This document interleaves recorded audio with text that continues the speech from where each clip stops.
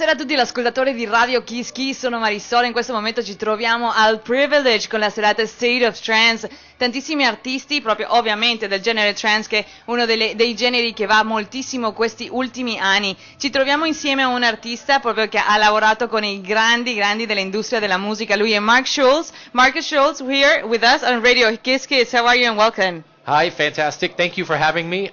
So looking forward to tonight's gig. So thank you guys so much.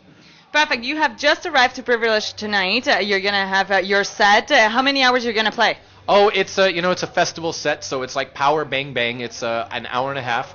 I have two different types of sets that I do. I love to do the long club sets where you get in and you take people on a 7-hour journey and go down the rabbit hole. And then you have your big festival sets. And normally in the summertime we do the big festival sets. Lots of big hits, lots of big room riffs, and lots of drama and build-up. So that's what they get here at Privilege is my peak hour festival set. So we're gonna be here for many hours dancing around and together with Markus Schulz at the Privilege. But I have a question. You're from Germany, but you live in the States. Why did you choose the States to live, to make your home? Well, I moved to the U.S. when I was 13 because my mother remarried and moved to the U.S. But I have a home in Berlin still, and I have a home in Miami. And I think it's the best of both worlds because in the summertime I'm in Berlin, and in the wintertime I'm in Miami. And I love both places. I mean, Miami is magical, and then there's nothing as cool and inspirational as Berlin. So I am very lucky that I'm living in both places. What about the crowd? What difference you can find between the European or Berlin crowd with the States crowd with the trance music? Well, for one, there's a new generation of clubbers in the U.S. I mean, everybody's been talking about it. There's this youth movement that you're seeing in the U.S., and that's totally different than what's happening in Europe. In Europe, you've got seasoned clubbers. They've been going to clubs for a long time.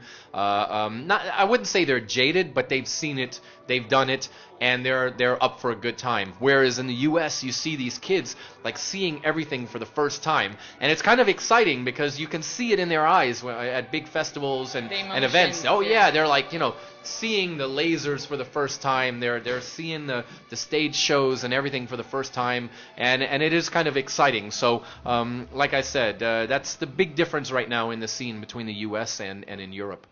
You have worked with many humongous artists around Madonna, Depeche Mode, Fatboy Slim. Who's the one that you really would love to work with and you haven't been able to reach? Well, you know what? I've worked with them, and that was a lot of fun. But I really pride myself on working with unknown. I love discovering new artists, and I think that for me that's more challenging and more rewarding. So I wish I could give you an answer that's like U2 or something like that. But at the end of the day, I prefer to work with unknown people and helping them achieve their dreams. Have you ever been spinning in Italy?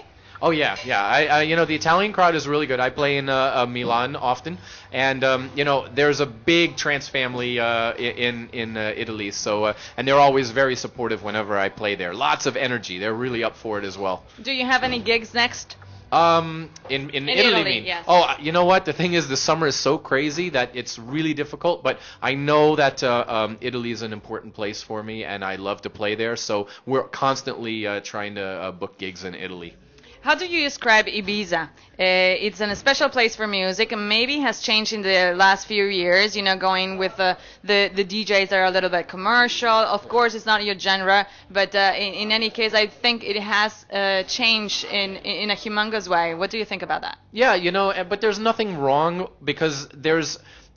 that's what the mainstream sees, but the soul of the island is still the same. You can find the really cool parties on the island. There's a lot of parties at people's villas. I mean, and I don't mean parties for 20 people. I'm talking big parties at villas. So the vibe on the island, even though it's gone more commercial, there is still the true Ibiza vibe still here. Behind the scenes, we can say. Yeah, you just have to search a little bit more. And that's the beauty about the scene right now. You can go online and you can find all the music and all the commercial DJs and everything, but if you dig a little bit deeper, that's where you find really cool stuff. And whereas the media loves to talk about all the big guys and all the big events and everything, there are still a lot of very, very cool, talented DJs that people can go and find.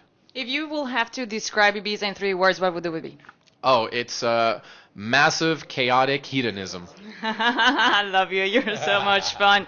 This is Markus Schulz for Radio Kiss Kids here from Privilege. We're going to be super excited when you're going to start the spinning. One more time, we would like to ask you the very last question. For all the Italian young DJs that are trying to become a star like you are and many other of your colleagues in the trance generation, what is the advice? Because it's a difficult way, also for Italy, you know?